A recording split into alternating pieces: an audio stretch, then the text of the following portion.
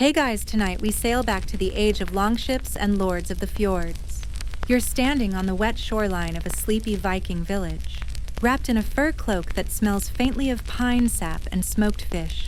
The mist clings to your hair. Your boots squelch in the muddy grass, and somewhere nearby, someone's roasting seal meat over a fire that crackles like whispering ghosts. Children giggle as they chase each other around overturned barrels. Smoke from chimneys twists up into the cold, pale sky. Chickens peck around the legs of a warrior who's sharpening an axe taller than you are. He looks like he could snap a tree in half, but his golden hair is braided so neatly, it practically shimmers in the weak northern sunlight. And this is the first mystery of the night. How on earth did a people known for plundering, pillaging, and sailing across storm-lashed seas also manage to keep their hair looking like a shampoo addy? Spoiler, you probably wouldn't survive a single week in this world. Between the lice, the sea salt, and the general disregard for personal boundaries, your modern sensibilities would crack faster than an ice dam in spring. So before you get comfortable, take a moment to like the video and subscribe, but only if you genuinely enjoy what I do here. Also, post your local time and where you're watching from. I always love seeing the Sleep Squad check in across time zones. Now dim the lights, maybe turn on a fan for that soft background hum, and let's ease into tonight's journey together. You're standing beside a wide river at dusk. A wooden bridge creaks under your weight as you wander toward the central longhouse, where a faint drumbeat pulses like a heartbeat through the cool air.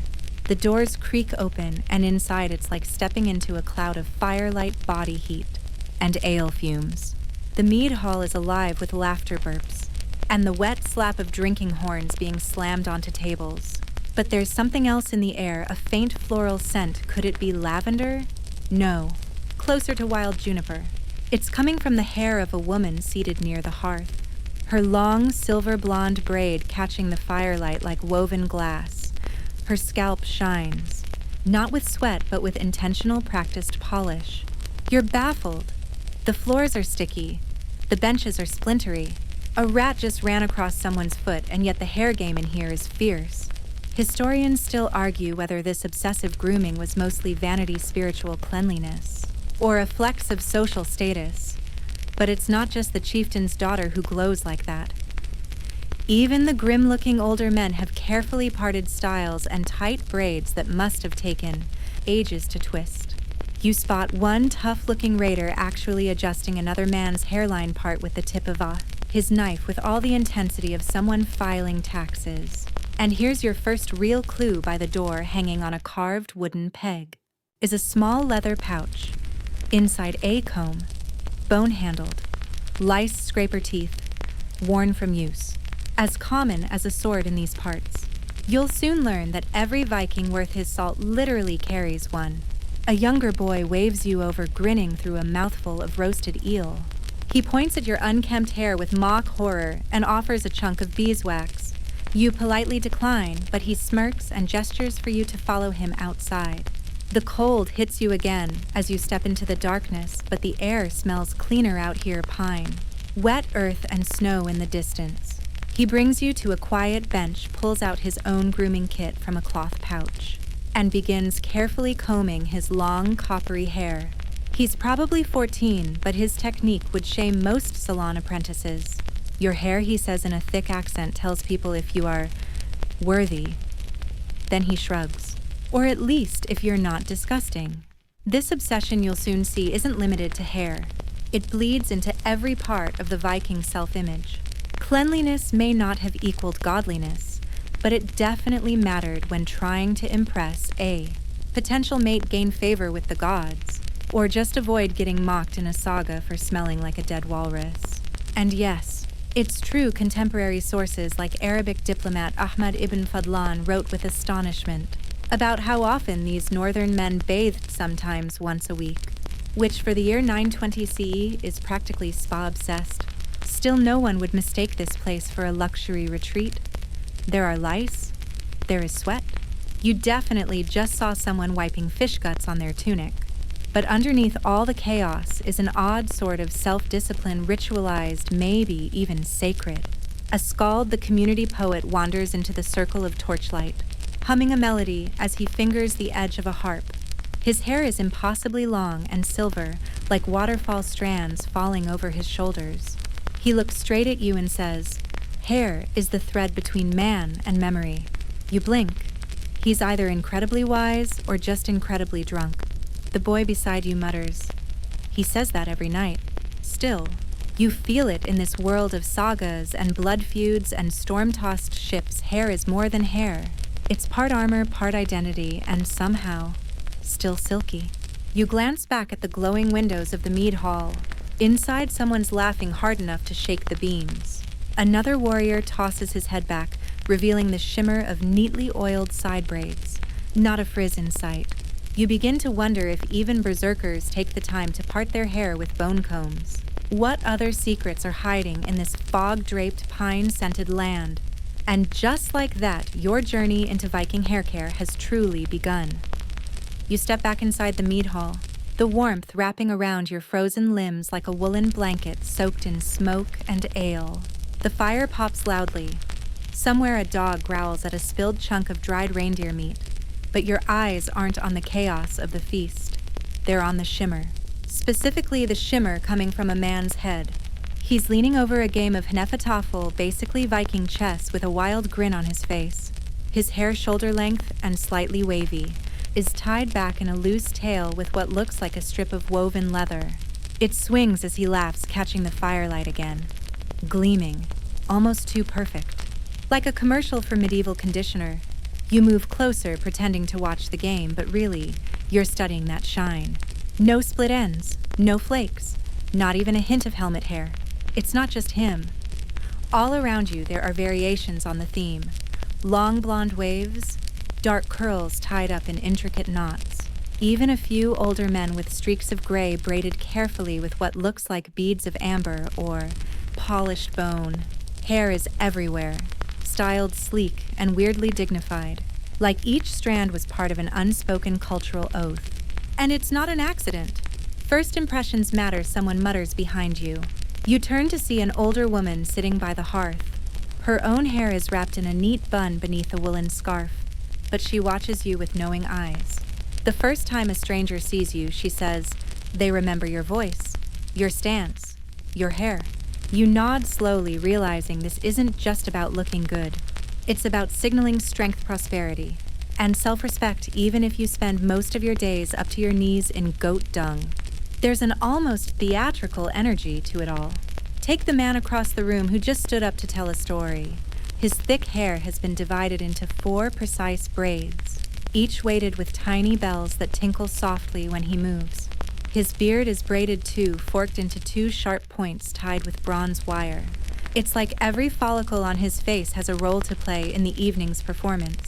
Modern historians often scratch their heads over this contrast, how a people who raided monasteries and settled arguments with axes were also low-key obsessed with personal grooming. Was it fashion function or just another form of intimidation? Because, let's be honest, nothing's more unsettling than a man who can slit your throat and then pause to fix his part. And yet this wasn't just a warrior thing.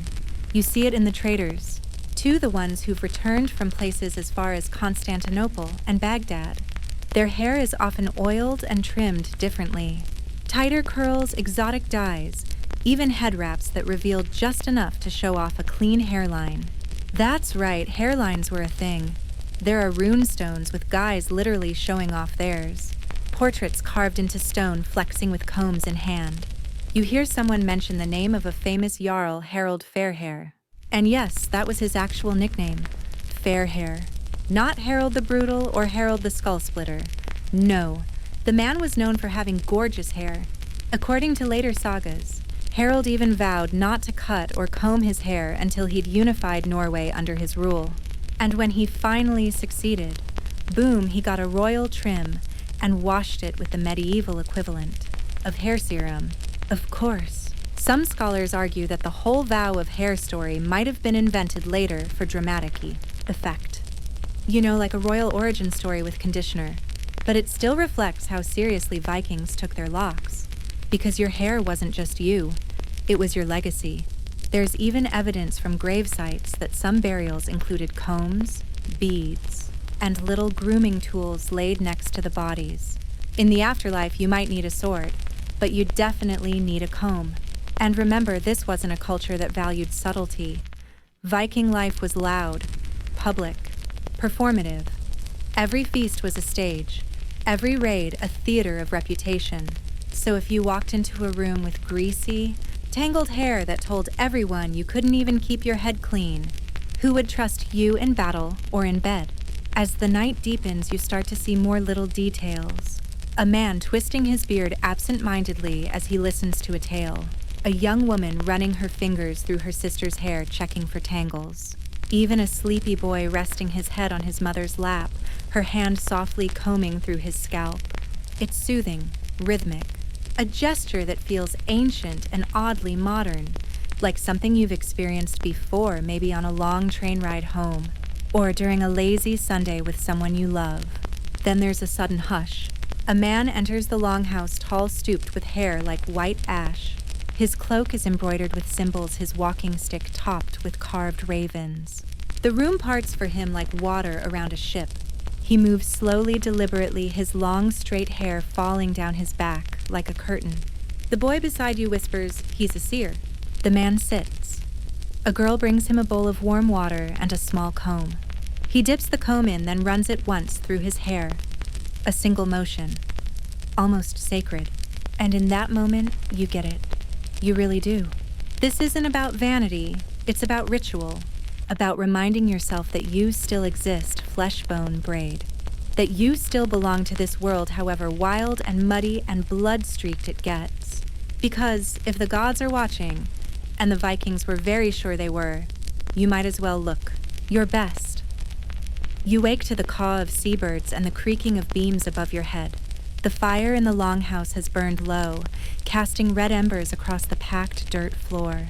Someone has draped a fur across your shoulders during the night. Kind if a little pungent. As you sit up, your fingers automatically go to your hair, and oh no, it's tangled, very tangled. You step out into the misty morning, and the first thing you see, a man squatting outside, carefully cleaning what looks like a fishbone comb. He sees you staring. "Lice," he asks casually, like he's asking if you want a cup of tea. You blink. Maybe. He gestures you over with the comb. And just like that, you're learning the secrets of Viking Grooming 101. Because these combs, they're everywhere. Made from bone antler or wood, carved with swirling designs or simple lines. They're about as common in Viking graves as swords, and that's saying something. They're not just for lice either. Sure, lice were a fact of life, but these combs also served as precision tools for styling. Tight parts, smooth braids, ritual symmetry. The craftsmanship is impressive. Some have teeth so finely carved they rival modern Annette combs. A nearby woman laughs as she oils her long braid with what smells like pine resin and sheep fat. You can't have battle hair, she says, without first having pre-battle hair. And yes, there's actual historical proof that Vikings took combs as seriously as their weapons.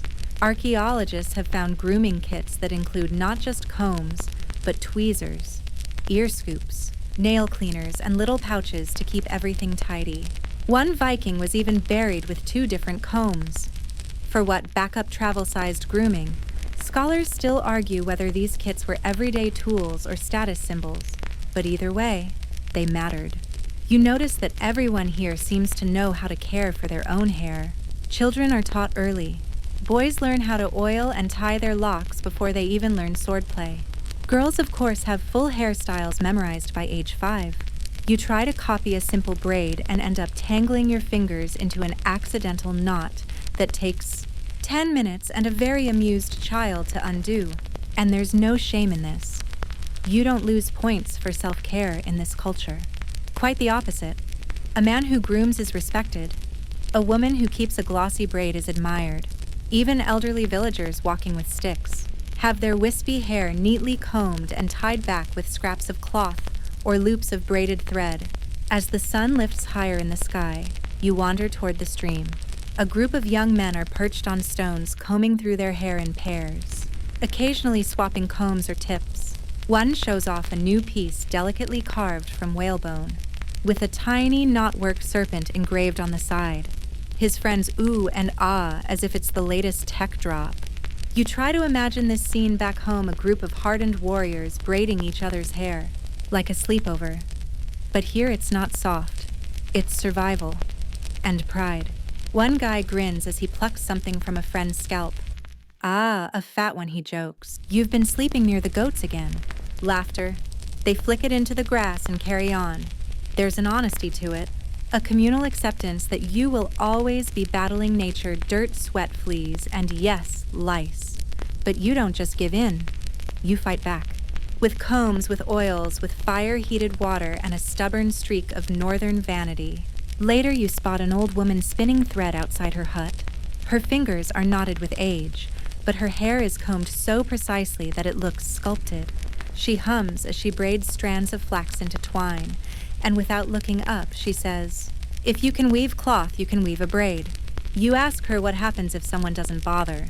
What if someone lets their hair go wild, oily, or tangled? She pauses. Then perhaps they are unwell, or mourning, or cursed. Cursed. She nods once firmly.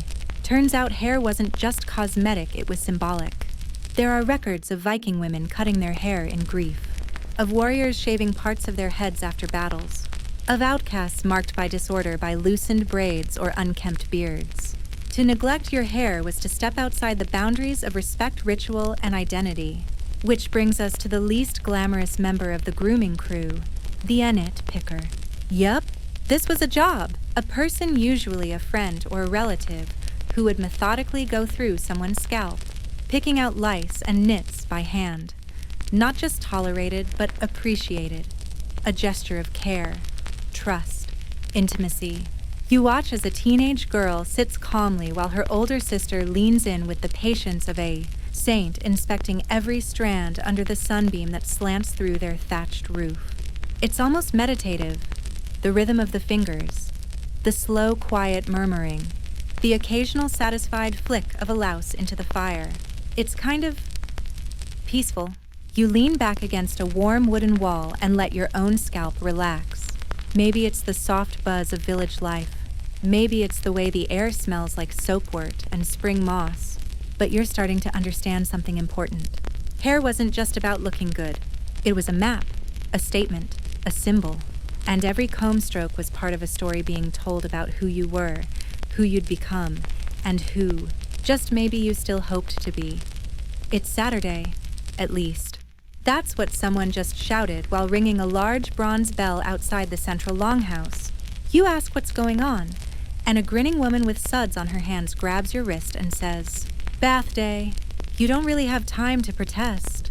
Within minutes, you're being herded with a group of villagers toward the riverbank, where steam curls above a series of shallow wooden tubs.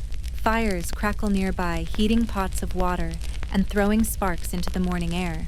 It smells like birch smoke, damp wool, and oddly herbs. Buckets slosh. Boots splash through mud. Someone tosses you a linen cloth and points you toward a tub. You're not alone. Viking bath day, it turns out, is anything but private. Across the row of tubs, families and neighbors scrub laugh and argue about whose turn it is to stir the soap vat. A woman sings softly as she combs the tangles from her daughter's thick black braid. Two old men debate which kind of tree ash makes the best soap birch. They agree, but one insists that pine adds a better scent if you can stand the stinging.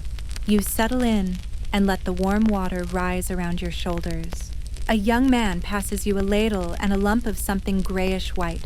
Lye soap, he says proudly. Made it myself. Good for the scalp, bad for eyes. Don't blink. You try not to, as the stuff lathers into something that smells like campfire and rotten eggs. But once it's in your hair, you have to admit there's a softening, a slickness, even a squeaky clean kind of texture. Your scalp tingles in a way that says, you may have just scorched off several layers of dead skin and memories. Saturday, you learn, is sacred. In fact, the Old Norse word laugardagr literally means bath day. Once a week, no matter how many cows you've herded or enemies you've skewered, you stop what you're doing and scrub. It's a ritual as embedded in Viking life as feasting or storytelling. And unlike in other parts of medieval Europe where people bathed once a year if the stars aligned, And their bishop didn't frown too hard. Vikings were notorious for being, well, clean. Arabic chronicler Ibn Rusta once described them as clean freaks compared to other Europeans. He was baffled at how often they combed their hair, washed their clothes, and bathed every Saturday without fail. To outsiders, this wasn't just odd, it was suspicious. Like, what kind of bloodthirsty raider washes his armpits so often? And here you are, getting your hair scrubbed by a child who insists you're doing it wrong. Go against the grain, she says seriously, miming circles with her fingers. You comply. The water turns slightly cloudy, possibly from dirt, possibly from centuries of accumulated modern guilt. Meanwhile, at the next tub, a young man leans back with his hair slicked over one shoulder. He's explaining how snowmelt water is the softest and how you should always finish a wash with a cold rinse to close the scalp. He says this like he's quoting scripture. You begin to realize this isn't just about looking shiny. It's part of the weekly reset, a ritual of rebirth. There's a strange serenity to the scrubbing, the rinsing, the wringing out of hair with thick woolen cloths. Even the toddlers get a turn. One throws a tiny fit about soap in the eye, but is promptly bribed with a honey-dried apple and a chance to stir the soap vat. It's hard not to smile. This is community. This is identity. Everyone shares the work and the warmth. One woman kneels behind an elderly man, carefully washing his hair as he hums a tune that might be older than the longhouse itself. And just when you're beginning to doze, someone dumps a bucket of ice-cold water over your head. You sputter. The villagers laugh. Good finish, someone shouts.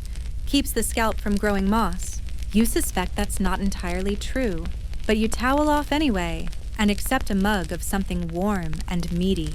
And here's the wild part: after this weekly scrubbing, everyone leaves the bath better looking.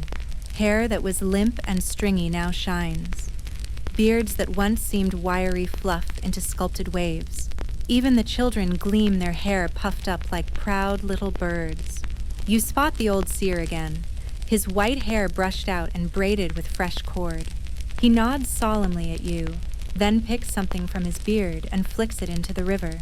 So much for mystique. Historians still debate the full extent of Viking hygiene. Some argue these weekly rituals were rare luxuries only observed in wealthy villages. Others insist that cleanliness was embedded into Viking life far more deeply than we. Imagine practical, spiritual, and social all at once. But nobody disputes this. The presence of so many combs, wash bowls, and lye soap remnants in graves and archaeological digs means hair care was not just routine. It was expected.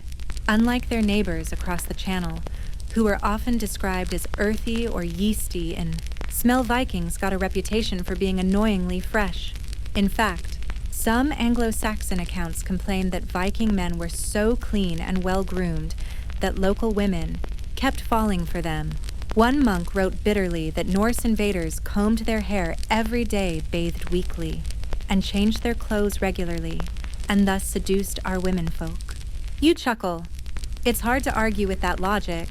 You've just watched a man plait a 7-strand braid using only his fingers' tree resin, and a bit of pine smoke.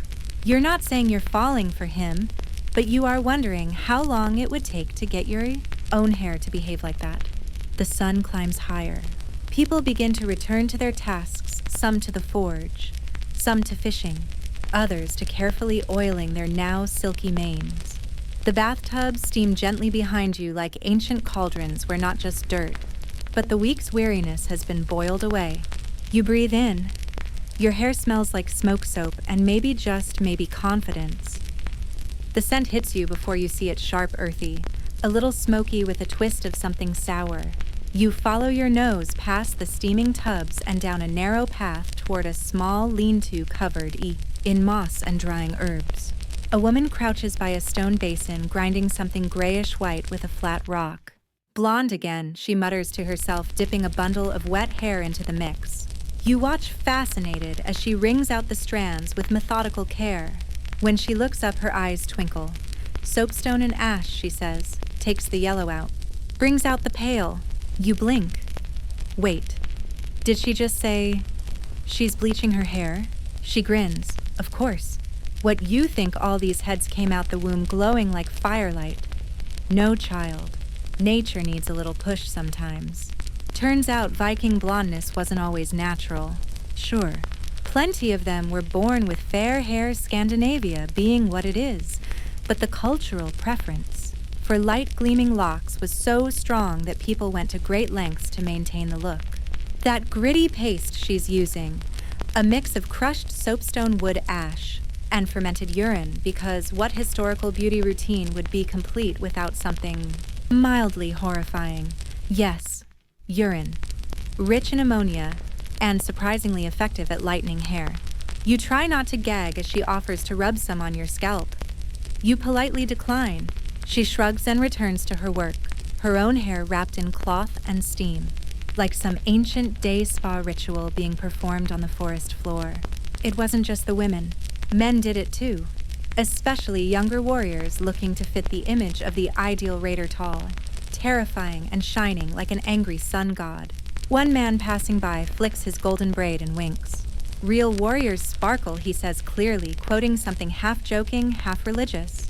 Historians still argue whether this bleaching practice was widespread or just popular among certain classes or regions. But archaeological evidence shows enough traces of these substances on combs and grooming kits to confirm it wasn't rare. And honestly, it makes a certain kind of sense.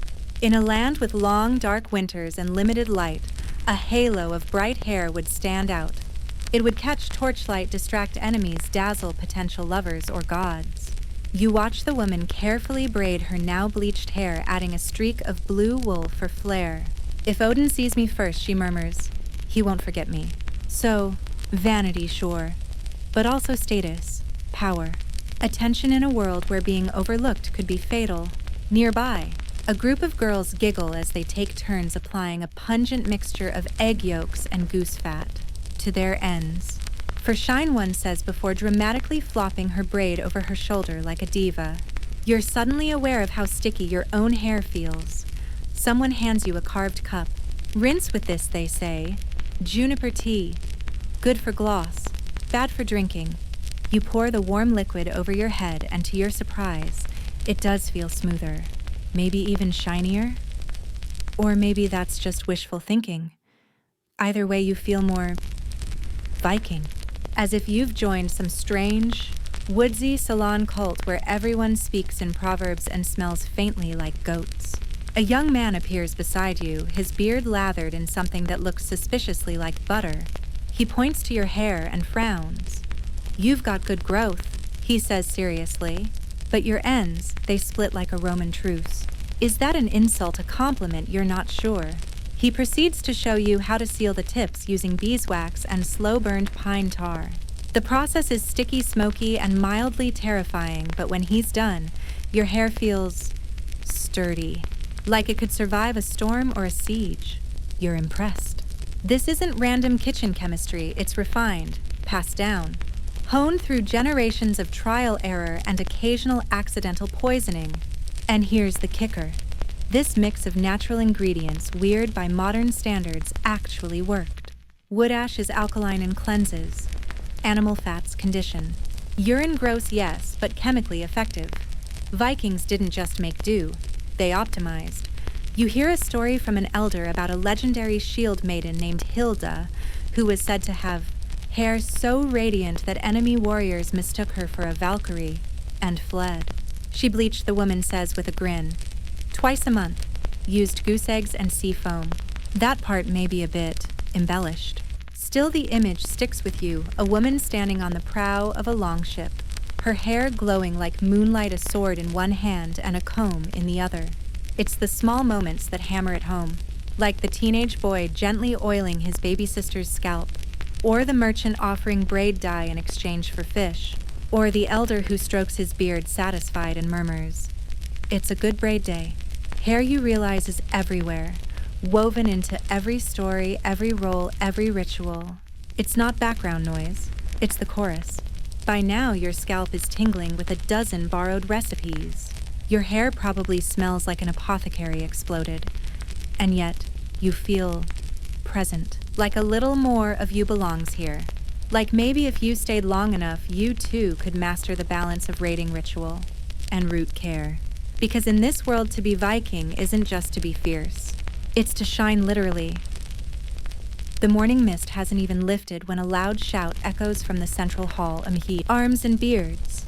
You shuffle outside in a daze, assuming it's time to raid a monastery or wrestle a bear.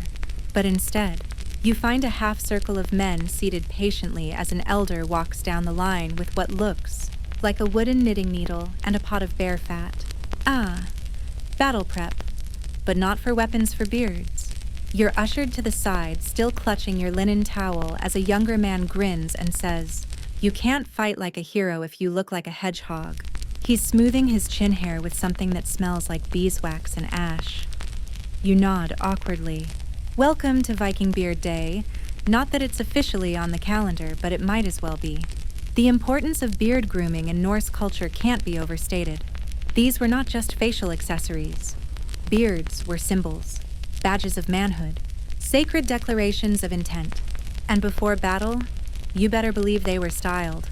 You watch as one man's beard is divided into two perfectly symmetrical braids, each tipped with bronze beads etched with runes. Another has waxed his into a sharp fork that could probably double as a weapon. A third is having his mustache ends curled delicately around a carved bone rod while he hums softly. The seriousness is almost comedic, but also impressive. A woman walks by with a handful of ribbon wrapping her husband's beard like a tiny, dignified gift. She pats his cheek and whispers something too low to hear, and he smiles with the satisfied calm of a man who knows his beard could sway gods. Beards, you learn, were often styled based on region, age, and even profession. Blacksmiths preferred tighter-bound styles to avoid stray sparks. Farmers opted for thick, unbraided growth to protect from wind and cold. Warriors, flashy, intricate, impossibly well-oiled. In fact, one 13th century Icelandic saga describes a Viking so terrifying that his beard hung like two battle flags swaying with his breath. Whether or not that's poetic exaggeration, it paints the picture clearly. A warrior's beard was a part of his aura. Historians still debate how much of this beard obsession was tied to religion. Some believe that long beards imitated the gods like Thor or Odin, both famously illustrated with wild flowing facial hair. Others argue it was just a matter of cold weather practicality mixed with competitive masculinity. And yet there's also something tender in the way they do it. You see one man helping his older father untangle a knot at the base of his beard. "It's twisted like my knees," the old man grumbles, and smells worse. They laugh. He adds a touch of birch oil, combs it smooth, then braids it with deliberate slowness. You realize this is more than hygiene. It's inheritance. Style passed like stories, beard to beard. Then come the beard charms. Yes, charms. You see them woven into the braids. Tiny iron hammers for strength. Little amber beads for protection. Even animal teeth tucked near the jawline for intimidation. One man shows off a silver trinket shaped like a snake nestled against the base of his chin. "Keeps bad luck from biting," he says with a wink. Nearby, a young boy, maybe 8, sits solemnly while his father plats a few hairs from his downy chin. It's ceremonial, clearly. His first beard braid. A rite of passage. The others cheer. The boy beams. It's hard not to get caught up in the moment. A beardless merchant leans over to you and whispers, "We fake it sometimes. Stuff bits of wool into a strap under the chin. Don't tell the others." He winks. Better to be accused of theft than of having a naked face. And it's not just men. You're surprised to discover that some women braided small sections of hair under their chins, decorative, yes, but also symbolic. A defiant nod to the warrior spirits. Or perhaps a way to mock the men who took their grooming too seriously. Either way, it's effective. And speaking of seriousness, a fight nearly breaks out when two warriors argue over the correct twist angle of a 4-strand braid. One insists it should spiral clockwise like the sun. The other swears by the moonward method. A third settles the debate by dunking both of them in a water barrel. Problem solved. Beard still intact. There's even a beard-shaming song someone hums as a joke. It goes something like, "A Jarl with no braid is a fish with no fin. He flops and he flaps, but he'll never win. Ruthless." You eventually get pulled into the grooming line. A thick-set woman with enormous biceps and a kind smile offers to braid the back of your hair so it won't tangle in battle or soup. She's remarkably gentle for someone who could arm wrestle a horse. As her fingers move, you feel the rhythm again. Not just in your hair, but in the way the community gathers around these quiet acts. Combing, twisting, oiling, all done with the kind of attention you usually reserve for rituals or prayers. Even on the eve of something violent like a raid, you sense this preparing your hair, your beard. Your face isn't vanity, it's armor, it's respect. It's saying to the world and to your gods, I'm here. I care. I shine even in the dark. And shine they do. When the group finally lines up at the edge of the field, they look like a warband of hairstylists who moonlight as mythological thunder incarnate. Braids glint, beards sway. The wind picks up, and 100 strands flutter like banners. It's terrifying and beautiful. And all you can think is, where's my comb? After the morning's whirlwind of beard rituals and unexpected hair oils, you wander back through the village, slightly dazed and still glistening faintly with bear fat. It's quieter now. Most of the warriors have gone off to train or sharpen their weapons, and a lazy calm settles over the fields. You follow a winding path past chicken coops weaving looms, and a group of goats that clearly know how to open gates. Eventually, you come across something you didn't expect to line. Not for food, not for weapons, for a mirror. Well, sort of a mirror. It's a large, polished sheet of bronze set carefully on a stone shelf near the edge of a house. And in front of it, a young man with a slightly crooked nose is tugging at his side braid. Frowning, you ask what's going on. Trying to make it lay flatter, he mutters, I used too much seal oil. Now it flops like a drunk goose. You nod solemnly, as one does when confronted with aquatic bird metaphors. Turns out, appearances mattered across Viking society, not just for warriors or women of high status. Hair care ran the spectrum of class. From slaves to kings, everyone had expectations and everyone made do with what they had. You're soon introduced to a thrall, a servant whose hands are chapped and clothing threadbare, but whose hair is meticulously parted and tightly braided. She carries herself with a kind of quiet pride. Even if they own my work, she says they don't own my dignity. That lands hard. She explains that cleanliness and grooming weren't just about looking good. They were survival tools in a society built on hierarchy, reputation, and frankly, judgment. If you were clean and your hair was styled, it suggested you were cared for or worth caring about. It's easy to think Viking aesthetics were limited to the elite, but dig into the burial records and you find combs in all social levels. From the richest graves to the simplest, hair mattered across the board. Historians still argue whether this was due to cultural obsession, religious habit, or just the logistics of communal living. Lice outbreaks don't care about class after all. But the result was the same from highborn jarls to field-working thralls. There was always some effort toward maintaining those iconic Norse locks. And even the materials varied with status.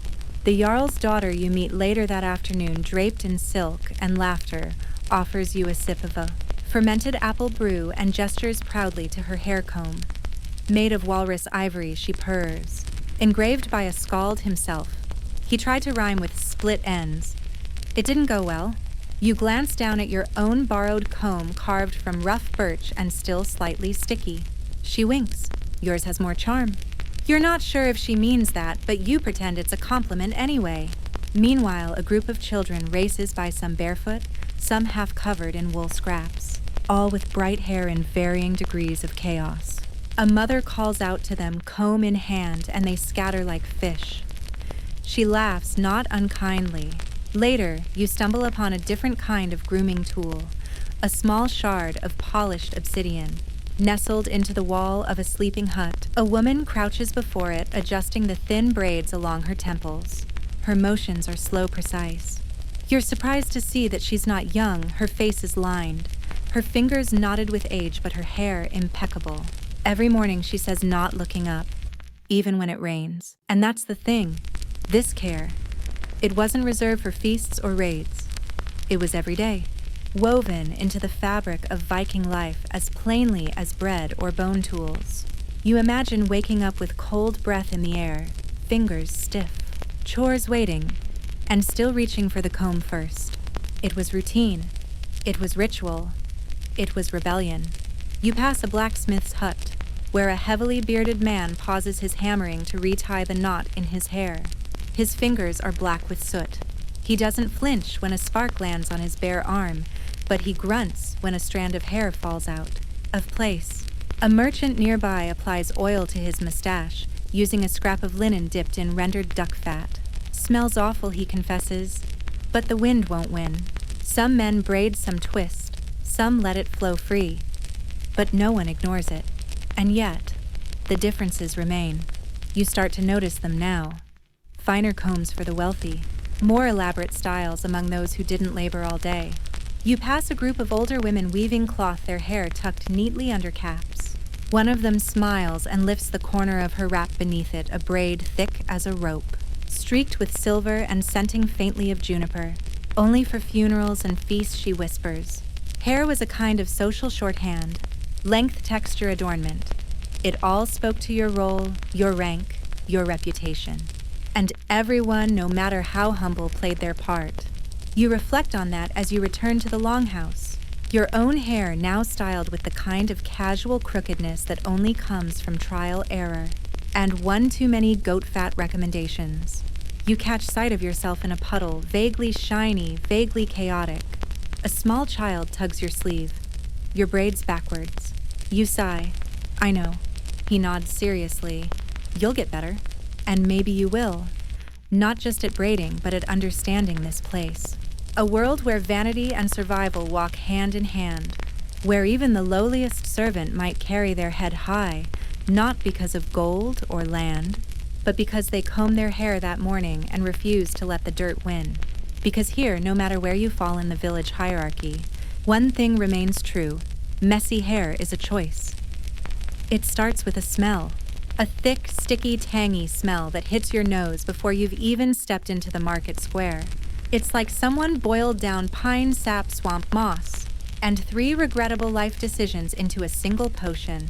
You gag just a little, but your feet keep walking. And then you see it, a traveling merchant, standing proudly beside a wooden cart covered in tiny pots, flasks, and pouches.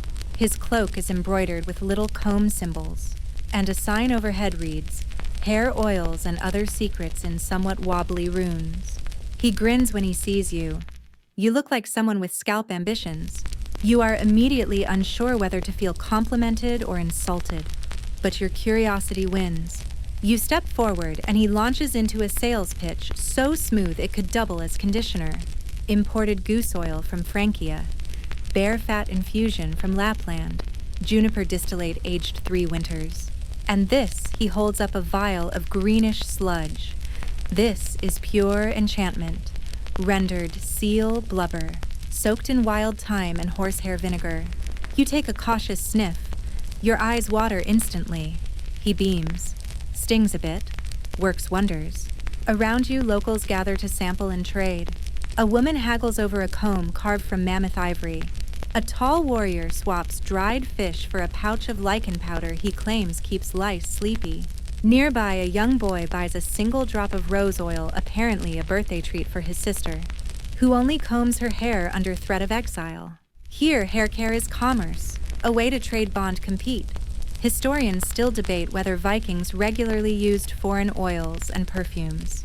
Some insist the average Norseman had no access to such luxuries. Others argue that trade routes stretching from Iceland to Byzantium made all sorts of goods, available especially for those with silver to spend. The merchant tells you a tale of a famous sea captain who traded amber for perfumed whale snot. You suspect this is apocryphal, but then again, who's to say? You're given a tiny dab of the bear fat mix. It's surprisingly soft, melting on your fingers, absorbing into your scalp with a warmth that feels oddly comforting, like your follicles are being tucked in for a nap. That one's for winter, the merchant says. Keeps the skin from cracking and the spirits from getting bored. You glance around and realize just how many people are using these concoctions. Some have hair that glistens like oiled leather. Others smell faintly of pine or cloves.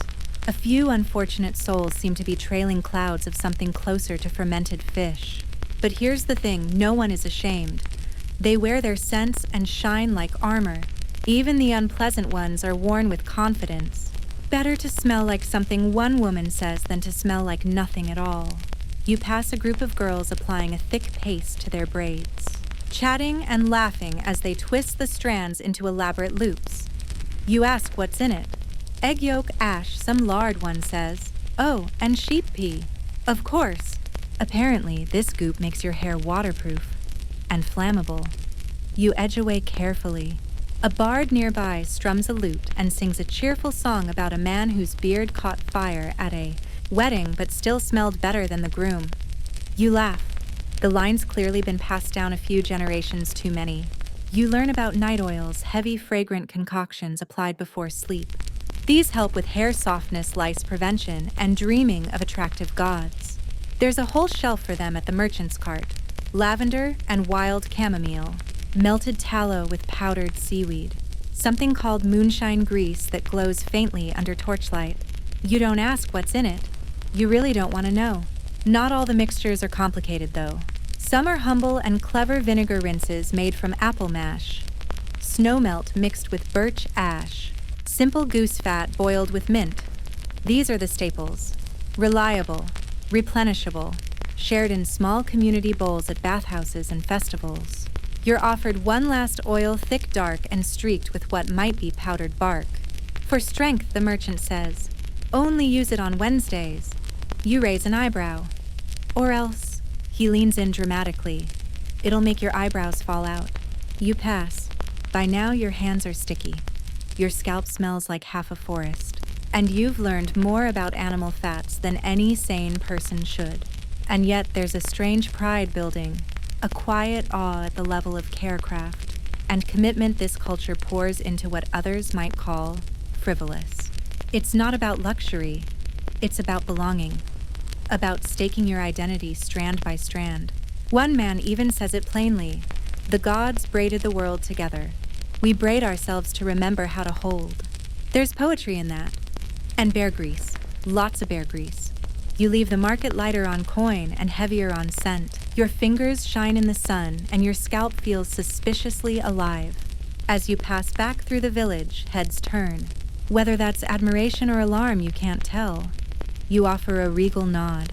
You smell like a Viking now, and somehow that feels like progress. The stars are just beginning to poke holes in the sky when you hear the sound of soft singing somewhere between a lullaby and a hymn. Drawn by the melody, you make your way toward a flickering fire circle near the edge of the village. There, seated on a low stool carved with serpent designs, is a skald, a Viking poet, a memory keeper, a teller of tales. His voice rolls like the sea, and his hair, unsurprisingly, is immaculate, long silver, braided at the temples loose and flowing down his back. If there were a shampoo commercial casting call in the 10th century, this man would be the only name on the scroll. Tonight, his saga is about a warrior named Egil, whose braids were so intimidating that enemies dropped, their weapons just from the sight of them flapping wildly in battle. Each strand held a story the skald intones, and the gods feared that if Egil ever unbraided them, the world might forget its name. People laugh, but you see admiration in their eyes. The idea of hair as history of style, as legacy, it's not a joke here. It's canon. As the firelight flickers, the skald launches into a litany of Norse figures and their iconic styles. Freydis with her fiery red plaits wrapped in leather, Bjorn Ironside, who allegedly wove tiny axe charms into his beard, Sigrid the Proud, whose widow's braid was said to shimmer like raven feathers dipped in honey. Were these real people? Probably.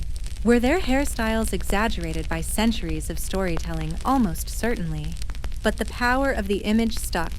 You're handed a small wooden token etched with a stylized braid and told it's a charm for memory. When a skald dies, someone explains we remember their words.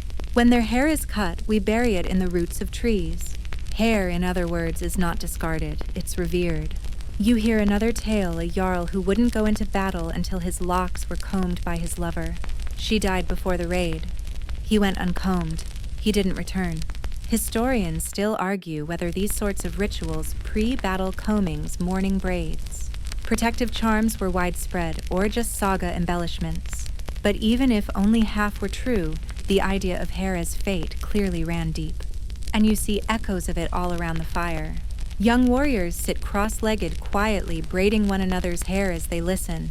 Some add beads. Others wrap thin cords of dyed wool around select strands. A woman to your left sharpens a knife with one hand while separating her friend's curls with the other. Everyone's listening. Everyone's still. Even the children seem to know the cadence of the stories. One tiny boy mouths the words as the skald reaches a familiar verse. And when she braided the braid of blood, not even Thor could look away. You shiver, but it's not from cold. Hair was language. You begin to realize that now. Whether woven, adorned, wrapped, or let loose, each choice spoke volumes. A widow might cut her hair short and wear it plain, signaling her grief. A woman about to marry might wind her braid into a crown. A warrior might burn the tips of his hair as a vow to avenge a brother. And then there were the fashion icons. The skald tells of a trader from Hedeby who styled his beard into 3 horns, one for each sea he'd crossed.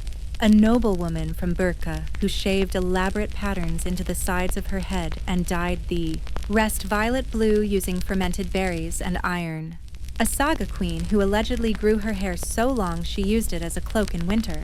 Okay, that last one feels metaphorical. But the point stands, hair wasn't static. It evolved. It adapted. It traveled. With trade came new ideas. Dyes from the south. Oils from the east. Combs engraved with Eastern motifs.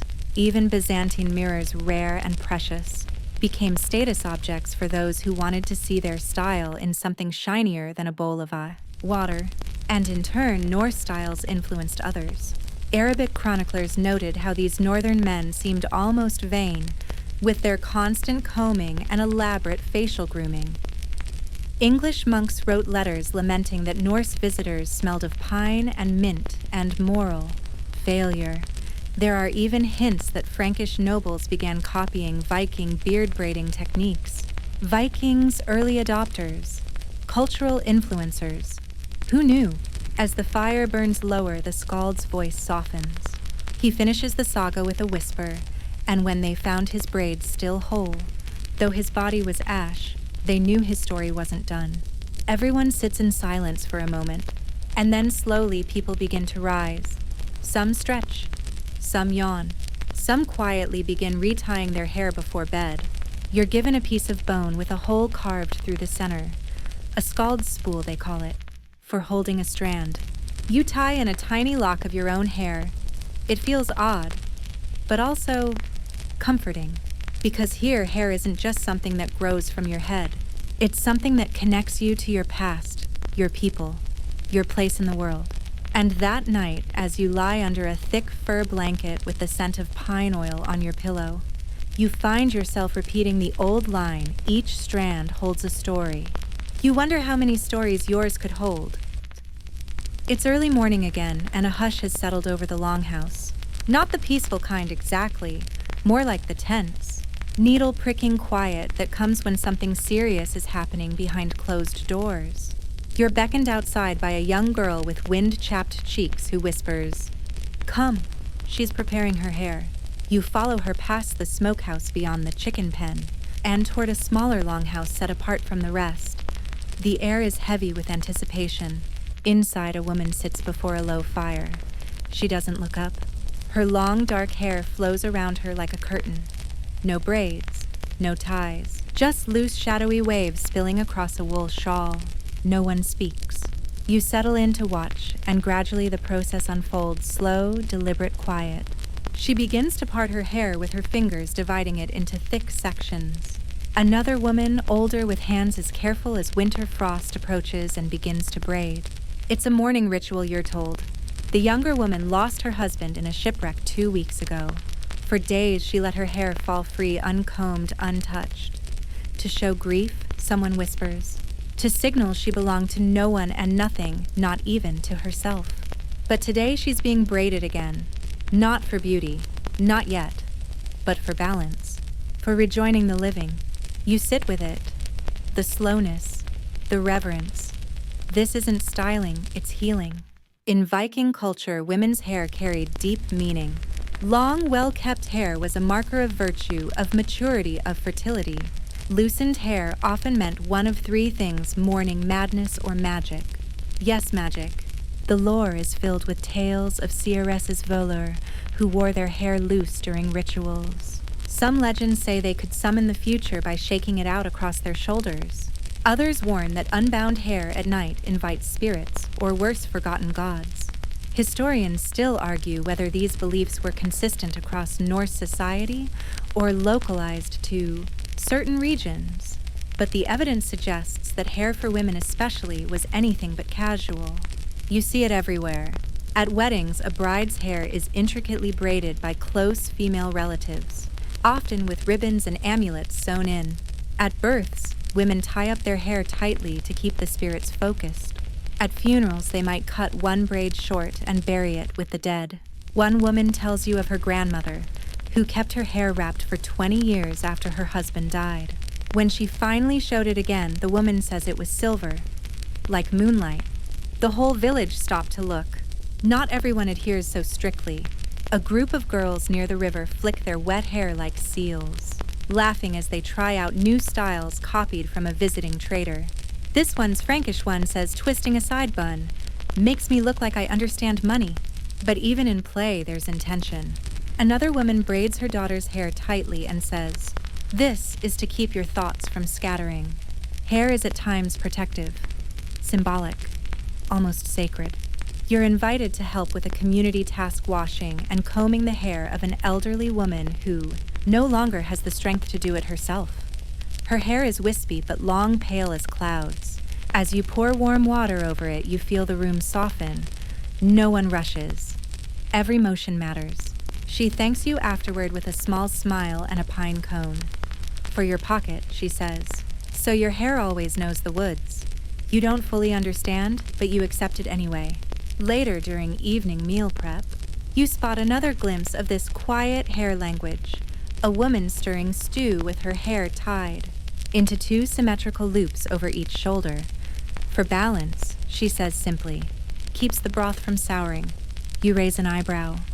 She shrugs. "Old trick. Maybe nonsense. But my mother never burned a pot."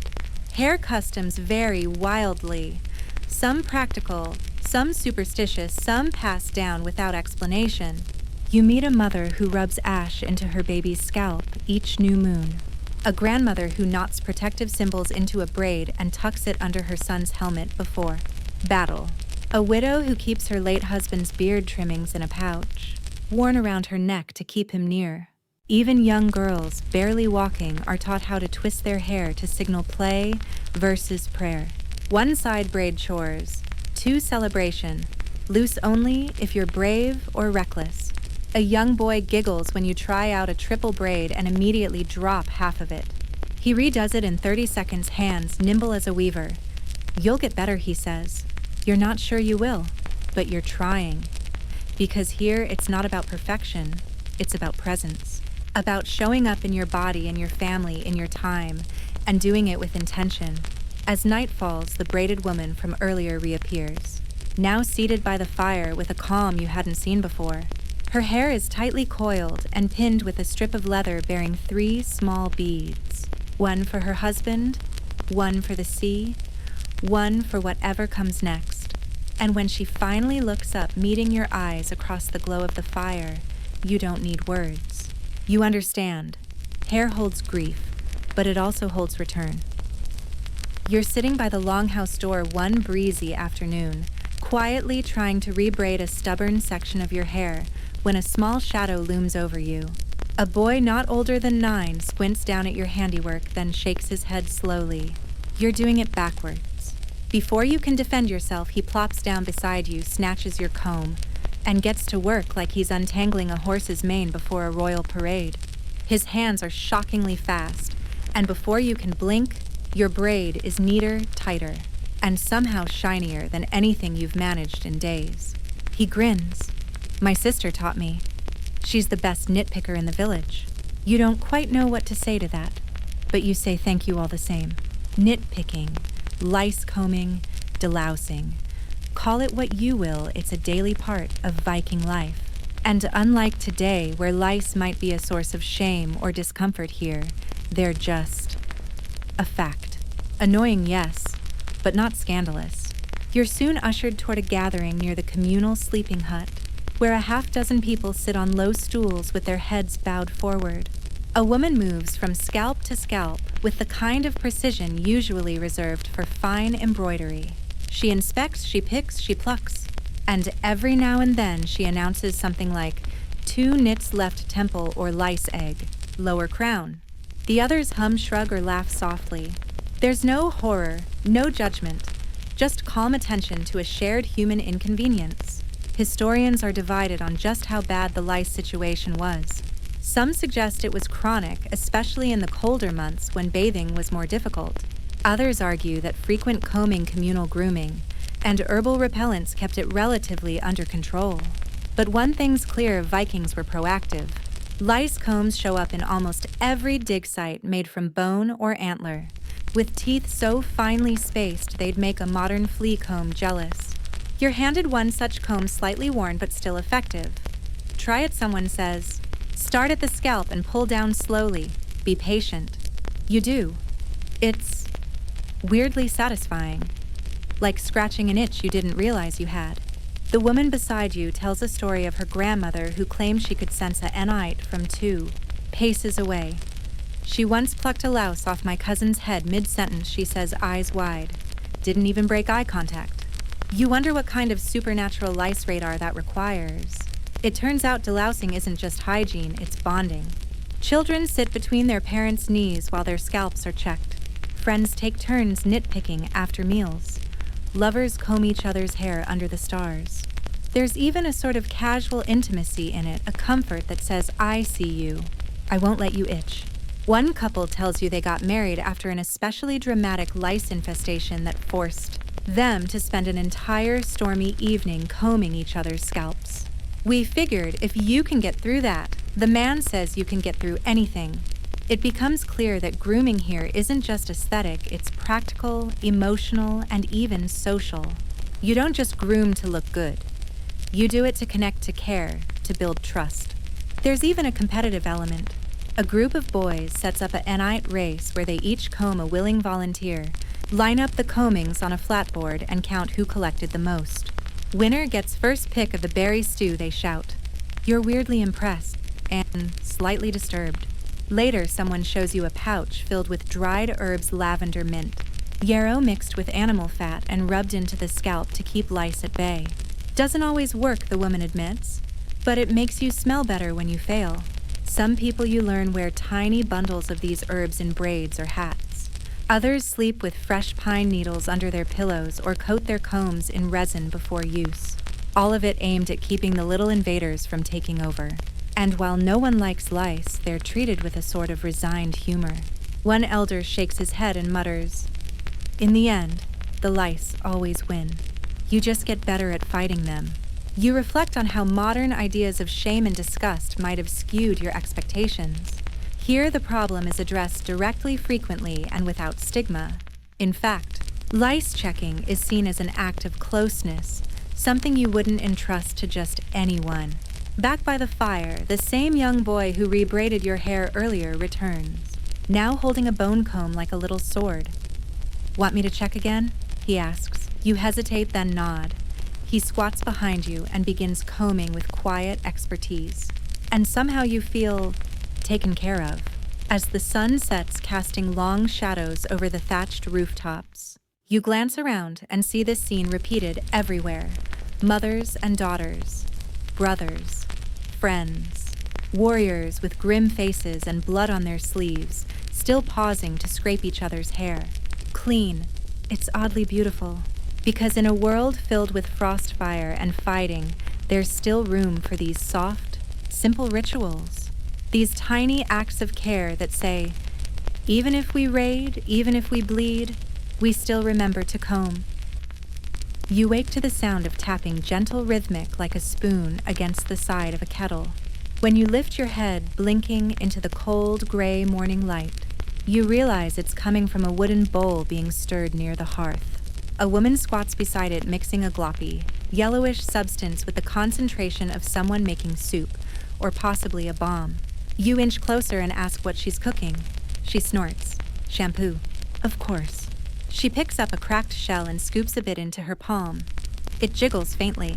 Egg yolk, she says, then points to other bowls around her like a sommelier of scalp concoctions. Birch ash, crushed nettles, soapwort, and that she nods to a bowl. The color of wet moss is fermented goat whey. Don't smell it. You already did. It's unforgettable. And so begins your dive into the wide, sticky, unexpectedly foamy world of Viking-era shampoo substitutes. You'd assumed they just rinsed with cold water and hoped for the best. But no, there's a full menu of homemade options, most of which you would never dare put near your head in modern life. And yet, they work. Kind of. You watch the woman demonstrate by scooping a bit of her eggy birch ash blend into her scalp, rubbing it vigorously and then rinsing with warmed river water. Her hair, once dull with sleep, now gleams with a healthy shine. Not exactly a salon finish, but impressive for a culture that also uses whalebone as a curling wand. You try a small scoop. It's grainy, surprisingly warm, and smells like smoke and breakfast. As you massage it into your own hair, you notice your scalp tingles. Not in a bad way, just in a waking up way.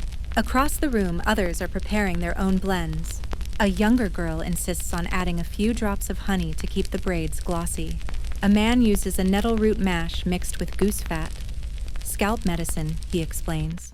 Keeps the skin from cracking in winter. You're amazed at the inventiveness. This is chemistry passed down through generations of trial and sometimes unfortunate error. Historians still debate how common these treatments were. Some believe only wealthier Vikings had the time and resources to concoct elaborate hair cleansers. Others argue that recipes like these were community shared and widespread, especially in places with abundant plants and cold water. There's even some evidence based on soapstone residue and plant traces found in graves that certain washing agents were considered precious, maybe even ritualistic. You hear of a woman who used to wash her hair only under moonlight using birch ash and melted snow. She said it helped her dream truer dreams, an elder says. Or maybe she just liked being left alone. Later, a young man shows you how he prepares a vinegar-rinsed apple mash left to ferment until it smells like wet socks, then diluted and poured through a strainer of woven reeds. Clean softens makes it wave like the sea, he says, tossing his curls like he's on some prehistoric runway. It's hard to argue with the results. And while not everything smells wonderful, let's be honest, some of it is deeply weird. Most of the recipes are rooted in what's available. Herbs, ash, animal fats, clay fermented liquids. No sulfates, no parabens, just trial and error nature science. You spend the afternoon helping collect ingredients. Birch bark is boiled into a bitter tea. Soapwort roots are mashed into a foamy paste. One group crushes wild rosemary into olive oil, imported precious, and only used for marriage braids or seduction. Noted? There's also a process involving clay, which is smeared onto the scalp left to dry, and then crumbled out. It absorbs oil, removes dirt, and leaves hair feeling surprisingly light. You try it. It works. You now have a new respect for mud. The fun doesn't stop there. There's snow lathering where snow is rubbed into the scalp with a bit of ash or fish oil for a quick clean. There's also steam washing where you sit in a sweat lodge and massage resin into your scalp, then let the heat loosen the grime. It's a far cry from modern shampoo routines, but it's deeply sensory, tactile, ritualized, shared. You meet a mother and daughter who always wash each other's hair before solstice festivals. If your hair sings, the mother says the gods will listen. You ask her what that means. She grins. You'll know when it happens. As the sun dips low, you're sitting on a warm stone, letting your freshly cleaned hair dry in the wind. A teenage girl braids her sister's hair beside you, singing a soft lullaby that mentions yarrow, nettles, and a golden comb that tames the sea. You feel present, grounded, like each strand on your head is more than dead protein. It's a story, a memory, a map of where you've been and who helped you along the way. Your scalp smells faintly like campfire and mint. Your hair? Not bad. You smile. You might survive Viking shampoo culture after all, as long as no one hands you the goat way again. The morning sun filters through low clouds like pale gold dust, catching on dew-damp thatch and the frost-rimmed edges of fence posts. A low humming sound, gentle droning, rises from the eastern part of the village. Curious, you follow it, weaving past sleeping goats and steaming cooking pots, until you reach a low wooden structure, almost swallowed by moss and snow. A woman leans against the doorframe.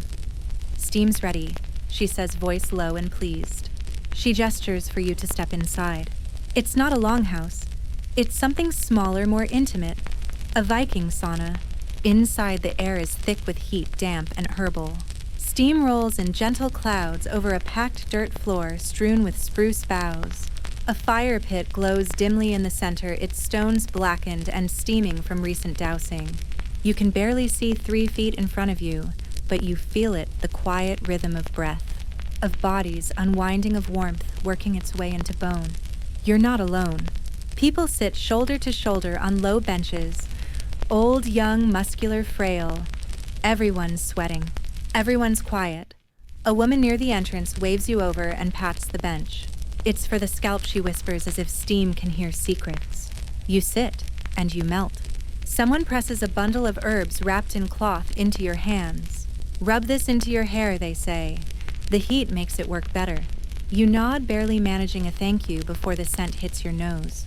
Juniper pine. Maybe some dried mint. It smells like a mountainside. A clean one. You start to rub the bundle into your scalp, and immediately your skin tingles. Not like shampoo, more like your hair is waking up from a very long nap. Then comes a gentle thwack on your back. You jump. "It's the birch," a voice behind you says. Of course it is. A man is moving through the sauna with a bundle of birch twigs, swatting shoulders and arms in a rhythmic pattern. It's not punishment, it's therapy. The light lashes stimulate circulation, open the pores, chase out the cold, as one woman puts it. And yes, it's great for your hair. Steam and warmth open follicles. The herbs activate. Dirt and oil loosen. And afterward, your scalp feels brand new, like you just rebooted your head. Historians still discuss the role of saunas and steam baths in Viking life. Some argue that bathhouses like these were communal and routine, especially in winter months. Others suggest they were more spiritual, used for healing, purification, or even preparing the body for ritual or battle. Either way, you're in the middle of it now. A teenage girl scrubs her father's back with a soapy resin paste. An older woman massages her own scalp with what looks like melted beeswax and sage. A boy dunks his head in a wooden tub of icy water, then immediately returns to the steam and sighs with theatrical satisfaction. There's laughter. There's quiet chatter. But there's also something reverent about it all. You're not just cleaning, you're restoring. Someone hands you a bone comb still warm from resting near the fire. Go slow, they say. The heat makes the hair soft. You'll feel every tangle release. You do. And as the teeth glide through your damp hair, it's almost meditative. You notice your breath slowing. The heat has blurred your thoughts into a kind of pleasant fog. Beside you, a man speaks softly. Steam loosens bad memories. Hair remembers less when it's clean. You smile. That's either poetic nonsense or ancient wisdom, and either way, it sounds nice. As you rinse with a ladle of cold water, you catch a glimpse of your reflection in a metal dish. Your hair hangs in heavy, clean ropes. Your skin glows. You're sweaty, yes. Disoriented a bit, but you look present. Like yourself, but newly carved. A woman stands, long braids swinging, and declares she's ready to face the mountain. You assume she means laundry, not actual warfare. But then again, hard to say. Another pours oil into her palms and begins combing it into her ends. If the gods give me a hard winter, she says they'll at least get a smooth braid. That seems to be the mood here. Survival, yes. But not grimly. Not carelessly. With style, with ritual. with a sense that your body deserves to feel good even in the darkest months. There are whispered rules about sauna conduct. Don't interrupt someone in mid-comb. Don't talk too loudly when steam's thick. Don't ever insult someone's post-steam braid. That got one man exiled, someone says. You think they're joking? You hope they're joking. When the session ends, everyone files out into the snow in various stages of towel-wrapped glory. Cold air slaps you in the face, but your body's radiating heat. Your scalp tingling with residual bliss. You swear your hair is emitting steam. You're handed a clay cup of hot juniper tea. It tastes sharp, earthy, perfect. You sip, you sigh. A child runs past with twigs tangled in her hair. Her mother scoops her up and starts brushing them out with the same rhythmic calm you've seen a dozen times now. And you realize something: the sauna isn't just for cleansing, it's a community reset. A place to soften what the world has hardened. To untangle more than just knots. Hair might be the focus, but it's also the metaphor. Softened, rinsed, reshaped, respected. You take a final sip of tea, run your fingers through your freshly steamed hair, and smile as a breeze carries the scent of pine herbs and something else. Something like peace. You're standing just outside the forge, blinking through plumes of smoke and the rhythmic ringing of hammer against steel. Sparks fly like fireflies. The blacksmith is working bare-chested despite the chill, sweat streaking his arms as he bends over a glowing iron shape on the anvil. It's not a sword, not an axe, it's a helmet. And as he turns it slowly in his thick, soot-blackened hands, you notice something odd. The inside is padded not just for comfort, but to protect something else. Hair, he grunts, seeing your confusion. No warrior wants helmet hair. You blink. That's the reason. He shrugs, wiping his brow. Well, that and concussions. Welcome to the world of Viking helmet hair, a problem as old as the first time someone put a bowl of iron on their head and went into battle hoping to survive and look good afterward. You get a crash course in practical grooming from a warrior leaning against the fence, inspecting his own helmet. You wear this thing for hours, sometimes days, and it rubs, he explains. Braids tangle, roots break. You don't want a patchy top knot. It looks like a dead squirrel. Noted. To counter this, many Vikings padded their helmets with linen wraps or wool inserts. Not just to soften blows, but to protect carefully arranged hairstyles. After all, what's the point of a glorious 7-strand braid if you peel off your helm and reveal a bird's nest? There were strategies you learn. One double braiding with smaller inner braids close to the scalp protected from helmet pressure, and larger decorative ones on the outside to be revealed post-battle. 2 scalp oiling before donning armor. Keeps the roots calm, says one woman, applying a pine-scented mixture to her nephew's head before a training match. Also keeps the lice from getting crushed in and panicking. 3 helmet combs, small folding tools tucked into belts or boots. Ready to fix your part the moment the fight ends. Think of them as the medieval equivalent of a travel brush. Historians still argue whether these measures were widespread or just practiced among the more fashion-forward fighters. But a surprising number of Viking grave goods include combs and grooming tools tucked beside. Weapons and shields suggesting these concerns were common, not exceptional. You're shown a set of warrior charms, a bone comb engraved with protective runes, a miniature oil vial, and a ring with a tiny mirrored stone. For checking your braid, its owner says proudly, or spying around corners, multitasking. The deeper you go into this world, the more it becomes clear battle appearance mattered. Sure, function came first. You wouldn't sacrifice safety for style, but the line was thinner than you'd think. And the reasons weren't all vanity. A warrior's presentation sent a message to enemies, to allies, to the gods. A clean, polished helm with braided hair peeking from beneath the rim could be just as intimidating as a blood-slick axe. You looked like you had it all under control, even your follicles. You meet a woman who sharpens arrowheads while adjusting the braids of her son's helmet lining. If he's going to die in battle, she says plainly, he should do it with pride. There's weight in those words. Not gloom, just a deep-seated sense that even in chaos there should be order. And you begin to notice things you hadn't before. like how some warriors tie charms into their hair under their helmets to protect their thoughts or honor the dead, or how others shave patterns into the sides of their heads to create relief zones, letting the helmet rest on skin, not scalp. One man points to his buzzed temples and says cooler in summer, and the lice have nowhere to hide. You decide not to ask how that's been tested. There are even helmet hair recovery rituals. After training, a group of young fighters sits in a line while older warriors comb their hair gently, applying oil, picking debris, rebraiding. You learn respect this way, one man says. You see what it costs to wear the iron. It's humbling, almost parental. These warriors, brutal in the field, now act with tender precision. A snag in a braid draws murmurs of sympathy. A broken strand is smoothed with beeswax. The combs clack softly like lullabies made of bone. And there's something else. One of the boys winces as his braid is reworked. His mentor pauses, cups his chin, and says, "No shame in knots. Shame in letting them stay." That sticks with you, because in this world, hair is never just decoration. It's a record, a reflection, a quiet code that says how seriously you take your place in the line. You don't fight for beauty, but you fight with it braided into your armor, oiled beneath your helm, kept clean in honor of the self that might not return. By the time the forge cools and the helmets are set aside, your own scalp feels weirdly protected. You touch your hair and find it still smooth, still braided, no flattened spots, no helmet squish.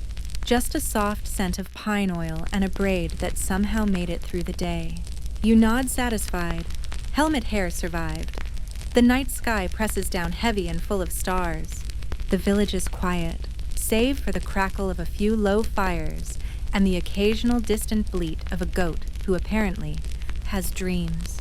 You're on your way back from the bathhouse when a soft voice calls out from the shadows. You want to hear a real story? You pause. A hunched figure waves you closer, a woman in a cloak the color of burned iron. Her face is deeply lined, her eyes dark and steady. At first you think she's just another elder enjoying the firelight, but then you notice what she's holding. A staff, topped with feathers, beads, and a ring of human hair woven so finely it seems almost unreal. She is a vulva, a seeress, a walking mystery feared and respected in equal measure. And tonight she wants to talk about hair and magic. You sit beside her, tucking your newly washed braid behind your ear. Hair holds more than dirt. She begins her voice like cold wind slipping through a keyhole. It holds memory, power, names you forgot, sins you never confessed. Well, okay then. She pulls a leather pouch from her belt and opens it, revealing strands of braided hair, some black, some golden, some gray, each bound with colored thread. These are my threads, she says, the ones that speak. You do not ask what they say. Instead, you listen as she tells tale after tale of Viking legends where hair is not just appearance, but fate. There's the story of a woman who dreamt of the future by braiding her hair under moonlight. Another who cursed her husband by cutting his braid and burying it under a gallows tree. A warrior whose strength was bound in his beard. He fell in battle the same day his wife mistakenly unbraided it in grief. Historians still debate how much of this was literal belief versus symbolic storytelling. But hair clearly was no small thing. Not to those who lived with the old gods. You're shown a charm, a tiny braid encased in resin tied to a thin cord of sinew. To keep the dead from calling, the seer says. Or to call them back if you dare. You don't. She waves a hand at your own head. Yours hasn't learned to listen yet. You glance around, unsure if this is a compliment or a curse. Then she offers you something strange, a pinch of ash mixed with crushed flax. Rub it in, she says, if you want to dream properly tonight. You hesitate, then rub it gently into your scalp. It smells faintly of smoke and honey. You're not sure if it's magic or mischief, but your scalp tingles in that now familiar Viking way. Beside the fire, she begins to braid the air. Her fingers move as though weaving invisible strands, quick, confident, otherworldly.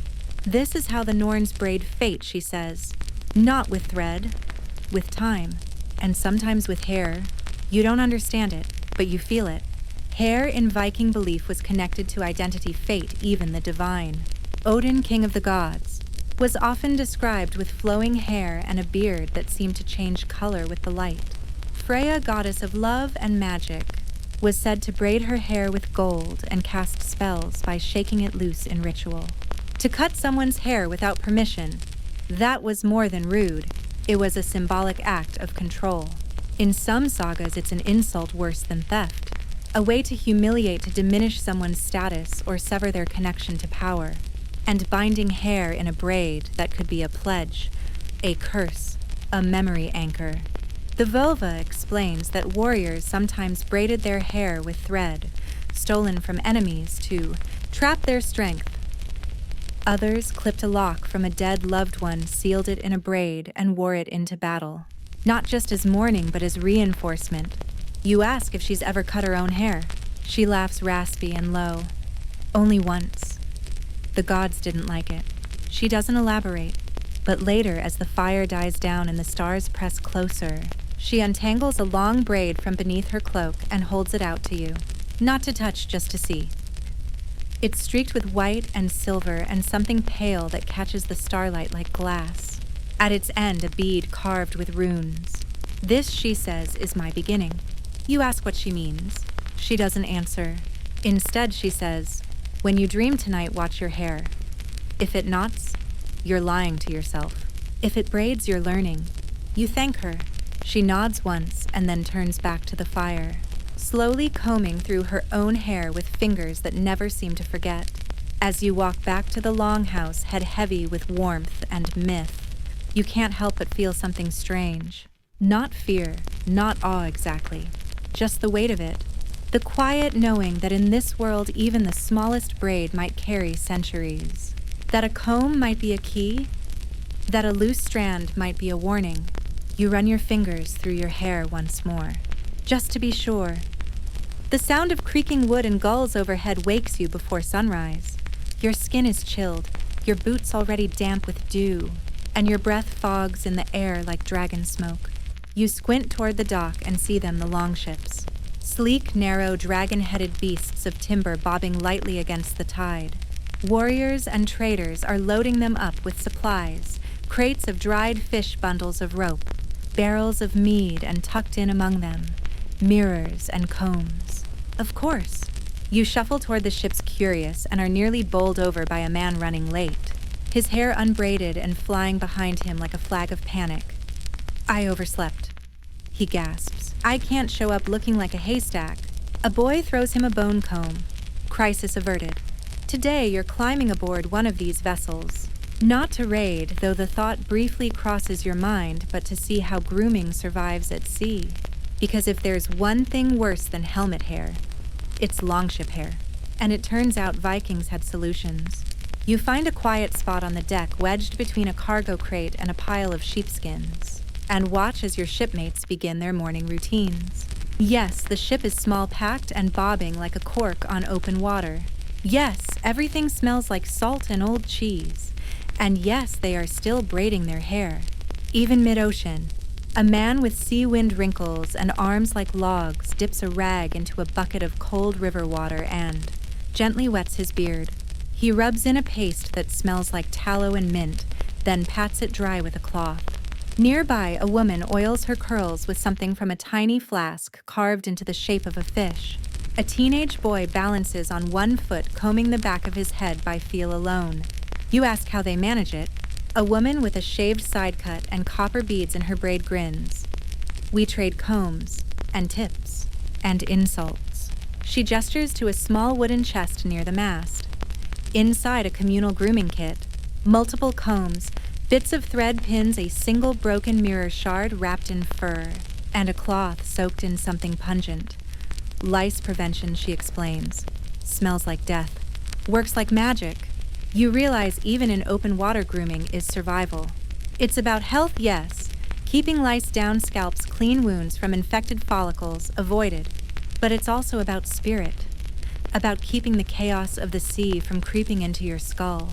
Historians still wonder how often Viking seafarers really maintained their grooming routines during long voyages.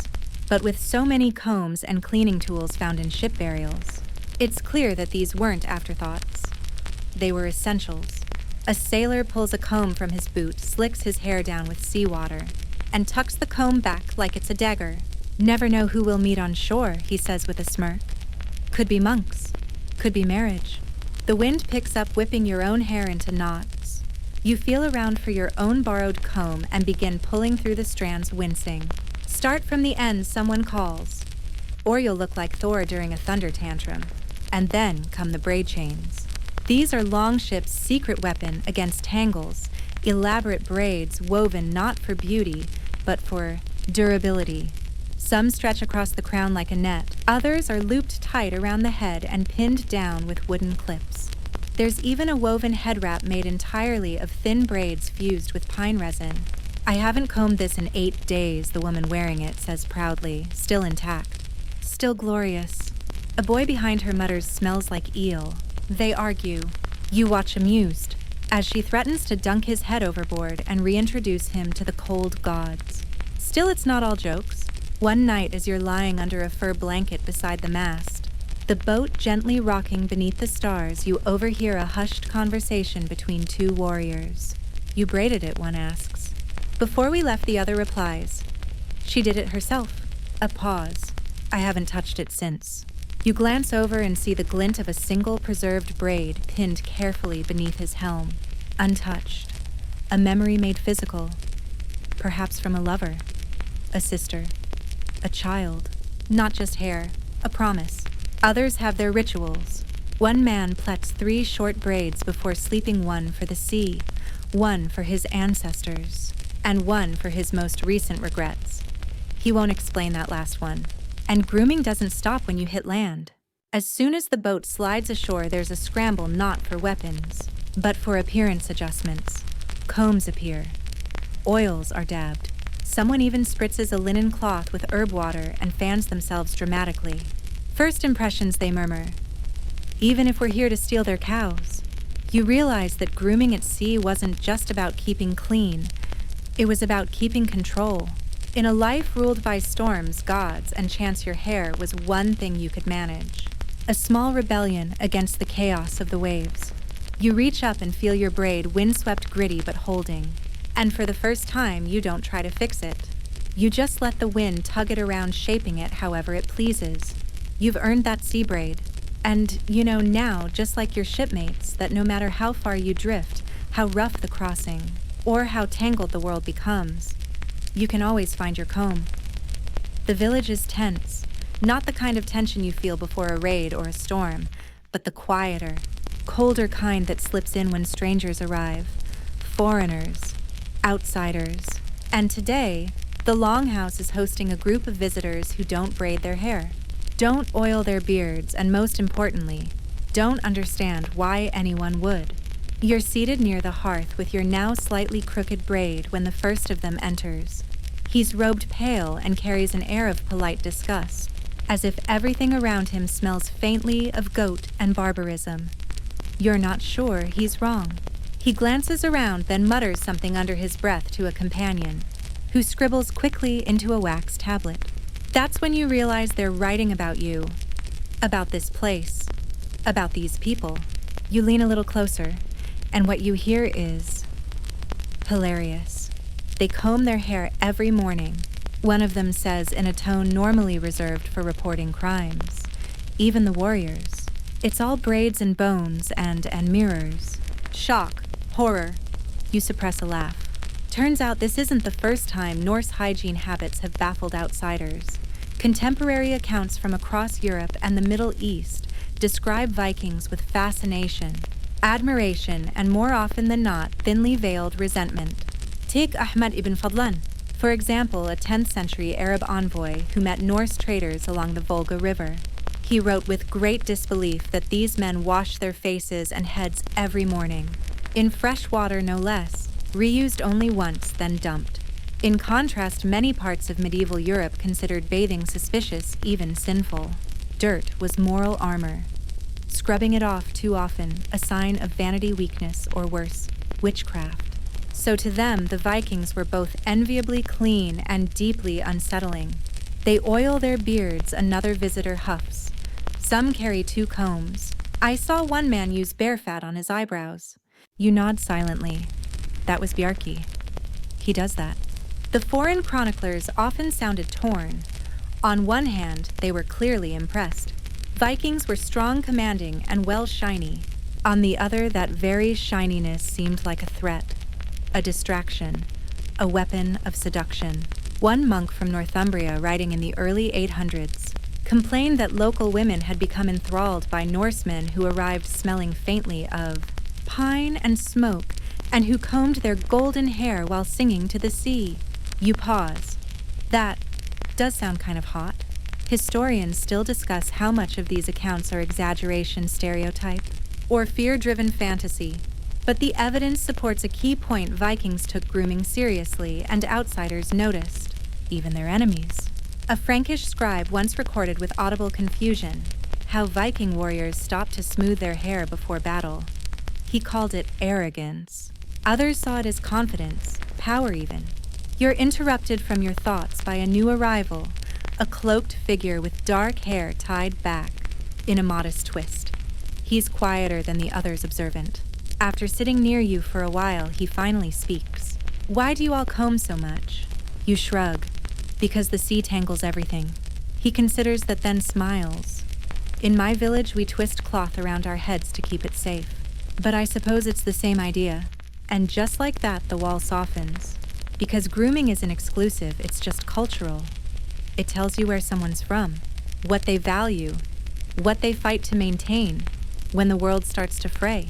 You explain how combs are shared, how oils are traded, how hair is braided, not just for style, but to signal grief, strength, or readiness. You show him a trick how to tie a fast braid that won't unravel even after 2 days at sea. He tries it, fumbles, laughs. Later, as everyone settles into evening meals, the foreign guests begin to take notes, not with scorn, but with growing curiosity. One watches a child being gently knit-combed by her grandmother and remarks, "We do something like that, though not with songs." "You should try it," someone replies. It keeps the lice from getting cocky. You hear one man admit that Viking women walk like queens. And perhaps it's because they know every strand is in place. Another confesses that their own warriors often look like wet cats after a battle, while these men emerge braids still neat smelling of tree bark. You'll take that as a win. It strikes you then, this attention to grooming wasn't just for self-satisfaction. It was a kind of diplomacy, a way of showing up, of making an impression that stuck, whether on a potential bride, a rival chieftain, or a confused scribe who'd rather die than admit he envies your glossy scalp. Because hair tells stories, and the Norse made sure theirs were worth remembering. Before bed, you overhear the cloaked visitor speaking quietly with his fellow scribes. They fight well, he says, but they also care. For their clothes, for their children, for how they look in the mirror. A pause. That's not weakness, he adds. That's discipline. You smile as you curl under your blanket of furze braid tucked under your neck for warmth. In the darkness, a few final notes are scratched into a wax tablet. Their hair gleams even in shadow. We cannot look away. The smell hits you before the cart even stops.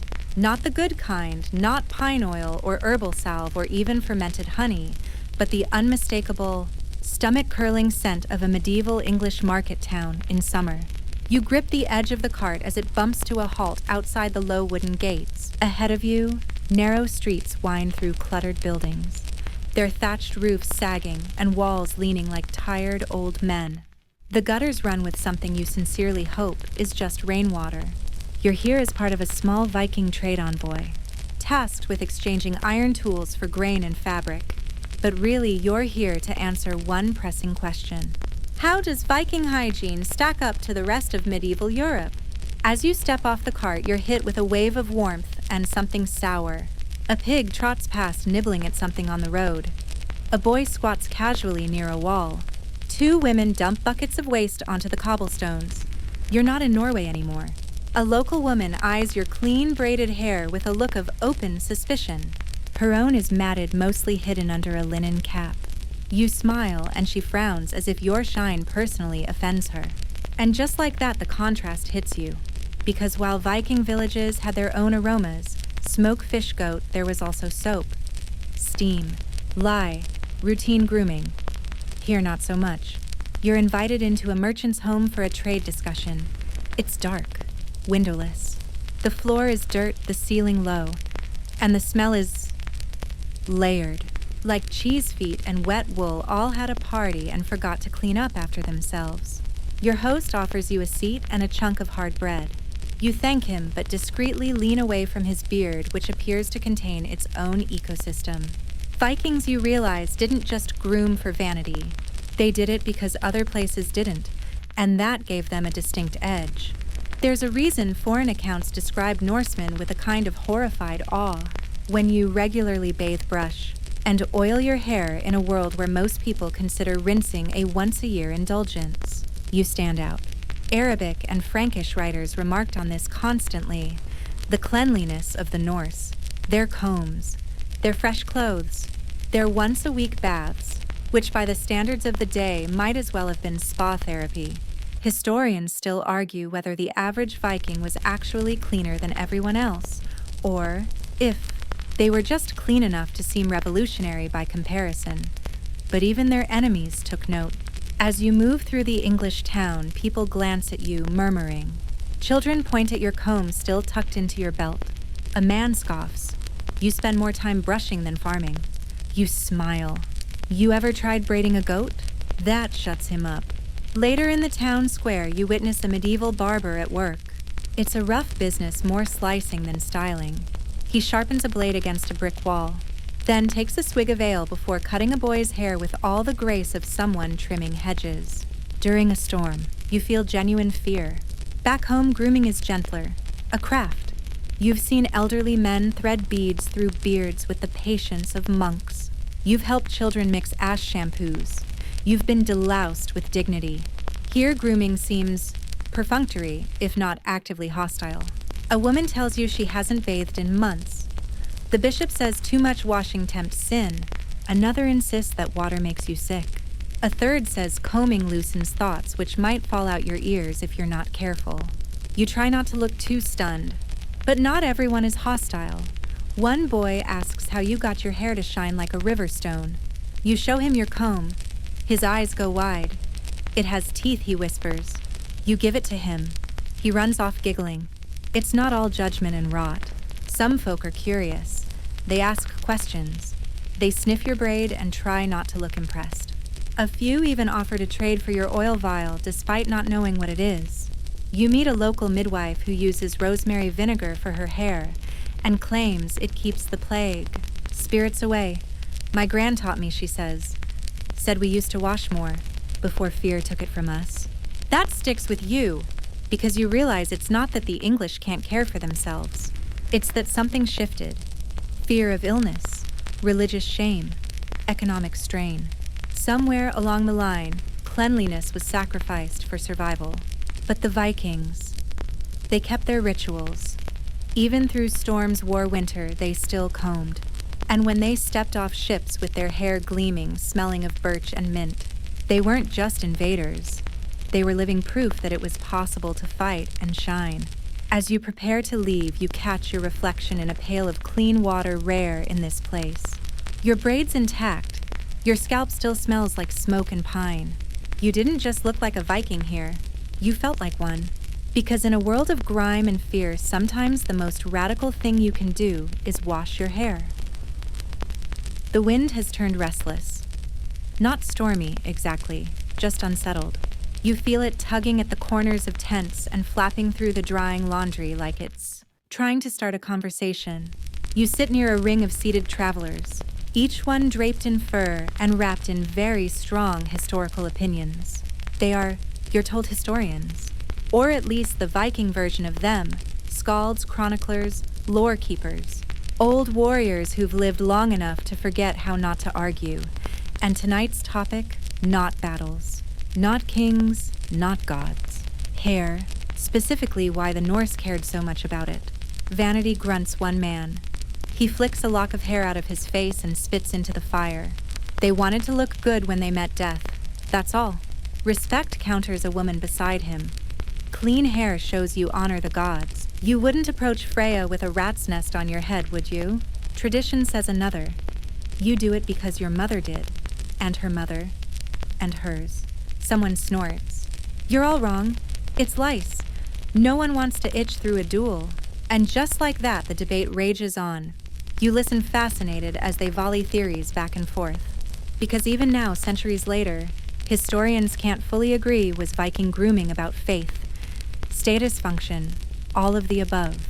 One man quotes a lost poem that speaks of warriors being buried with combs so their spirits would not arrive in Valhalla unkempt. Another insists that combs were just trade goods, popular because they were easy to carry and carve. You ever used a trade comb someone snaps? One good tug and the teeth break. That's not vanity. That's strategy. Keep your tools light. The conversation swings wildly from burial practices to courtship customs, from funerary braids to battle prep oiling rituals. One woman claims some warriors had their hair braided by their lovers before battle so it would carry the scent of home. Another scoffs, or so their helmets didn't yank it out when they died. Charming. And in the corner, a quiet voice chimes in. Maybe they did it to feel human. Everyone turns. It's the oldest among them, her back slightly bent, her hair still thick and braided with sea-washed shells. She smiles slowly. You wake up in the dark in a world ruled by frost and fire. You can't always find warmth, or peace, or even food. But if you can find your comb just for a moment, you remind yourself, I'm here. I'm me. I'm still whole. The others fall silent. Historians still argue whether grooming was ritual or reflex, whether it was religious, cultural, or just practical. But no one argues that it mattered. Even across regions, styles varied. Coastal communities favored tightly bound braids for wind and salt resistance. Inland farmers used ash to mask the smell of livestock. Hunters wore their hair in tight knots to keep it from snagging in branches. One group believed trimming hair during a full moon made it grow faster. Another claimed it angered the forest spirits. A man with a scarred jaw leans in. I once met a shield maiden who swore her braid was a vow. She tied it the day her brother died. Never unbraided it once. 15 years. Someone murmurs, was she strong? He nods. No, she was feral. But her braid never slipped. You asked what they make of the combs buried with the dead. Comfort says one. You want to arrive in the afterlife with your hair in order. Continuity says another. A comb is something your children can hold after you're gone, like a carved memory. You even hear about a comb passed down through 7 generations, each owner carving a new notch into the side. They used it on the newborns, and again on the dead. Full circle. And what about the travelers? The raiders? Why carry a comb on long journeys? Because it shows you're not lost, someone replies. A man with a comb still expects to return. Eventually, they ask your opinion. You consider all the arguments, status, ritual, practicality, superstition. But when you answer, you speak slowly. It's all of it, and none of it. Maybe it's not about why you do it. Maybe it's about what it means once you've done it. They nod solemn. You think that earns you a seat by the fire. And as the night stretches long and the coals settle into red sleepiness, someone adds one last comment. Hair grows, even when everything else stops. That's why we tend it. You let that one sit. Because in a world where seasons can kill where the sea swallows friends, and where gods expect bravery before breakfast hair still grows, relentless, personal, defiant. It needs care. It demands presence. And maybe that's the truest reason of all. The snow falls gently this morning, soft, quiet, more like settling ash than storm. The whole village is hushed, not because of weather or war or ceremony, but because today, someone died. You hear the low tone of a horn. One note. Long. A signal of passage. You follow the steady procession toward the fjord's edge, where a wooden pyre has been built beside a boat, swaddled in pine boughs and oil-soaked linen. The body is already prepared, wrapped in cloth, positioned with care. Weapons rest at his side. Trinkets, too. But what catches your eye is the hair. Braided, oiled, impeccable. Even in death, the man's golden braid lies like woven sunlight across his chest. Someone has worked on it for hours, combed each section, bound it with clean leather strips, tucked in a single silver bead near the end. A final gesture, a farewell written not in words, but in strands. A woman kneels beside the body, smoothing a lock behind his ear. Her own braid mirrors his exactly. You don't ask if she's kin. It's obvious. This is love. This is ritual. This is Viking hair care at the edge of the world. As the fire catches and the flames rise, people gather in respectful silence. You'd think they'd be looking at the sword or the shield or the curling smoke, but most eyes linger on the hair. It gleams in the light. It dances in the wind before the fire claims it. And you finally understand what no saga ever quite says aloud. In the end, the hair is what carries you, not just to the afterlife, but through the memories of the living. It's what people touch one last time, what they cut and keep in hidden pouches, what they braid into mourning or celebration or battle. Historians speculate whether this part, the hair care in death, was practical or symbolic, but you're watching it now. And there's nothing practical about the tears in that woman's eyes as she kisses the braid goodbye. Later, you walk slowly through the village. The silence still lingers, but there's movement now. Someone cleans a comb with moss. A child smooths her father's beard while he stares out at the water. Two young men sit on a bench redoing their braids in sync, not speaking. Because life continues. And when it does, you prepare. You oil the scalp. You warm the comb. You twist the braid. You begin again. You return to the longhouse and hang your borrowed grooming kit by the door. You run your fingers through your hair, messy, windblown, slightly smoky from the pyre, and smile faintly. It's okay. There will be time to fix it, because if the Vikings taught you anything, it's this: no matter what breaks, you braid what you can. You tend the part of yourself that still grows. You shine not because the world is soft, but because you choose to show up to it anyway, with your scalp oiled and your comb ready. And that somehow is enough. And now, as the flames fade into memory and the wind slips through the pine branches overhead, your breath begins to slow. You're still here in this quiet place between sea and fire, where braids tell stories and combs carry more than teeth. Your hair smells of ash and herbs. Your scalp tingles faintly, soothed by steam and ritual. Let your body settle into the furs beneath you. Let the images drift, the scald's silver braid glinting by firelight. The boys proud first. Nitpick. The comb passed hand to hand across a long ship's deck, the sound of laughter echoing in a steaming sauna. Everything slows now, even the snow. You picture your braid loose, maybe. A little wind tousled. But yours, a thread you chose to tend in a world that's always fraying. Maybe you'll dream of pine forests and hot springs, or of ancient hands weaving spells through hair by moonlight, or of a little girl giggling as she oils her brother's beard with goose fat and wild thyme. Or maybe you'll dream of nothing at all. That's good too. You've traveled far tonight through salt and steam and strands of memory. You've walked among the cleanest raiders in history, and now you've earned your rest. So close your eyes, loosen your braid if you like, and drift gently, gently into sleep.